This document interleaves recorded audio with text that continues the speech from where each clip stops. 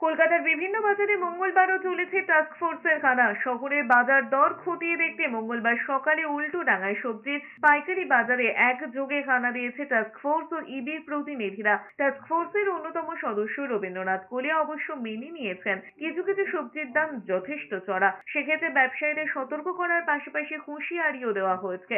যদিও ক্রেতাদের দাবি বাজারে হানার সময় দাম কমলেও টাস্কফোর্সের সদস্যরা চলে গেলে আবার জেকে সেই সবজির অগ্নিমূল্য ঠেকাতে উত্তর চব্বিশ পরগনার হৃদয়পুর বাজারে হানা দিয়েছিল জেলার আধিকারিকরা। বিভিন্ন সরকারি দপ্তরের আধিকারিকরাও ছিলেন। এদিকে ঊর্ধ্বমুখী সবজির দাম ঠেকাতে আসানসোল বানপুরের ডেলি মার্কেটে হানা দিয়েছে কৃষি বিপণন দপ্তরের আধিকারিকরা এবং এসডিও আসানসোল। মার্কেটের দামটা যথেষ্টই বেশি এবং চাইলে দামটা বেশ কিছুটা কমানোও যেতে পারে।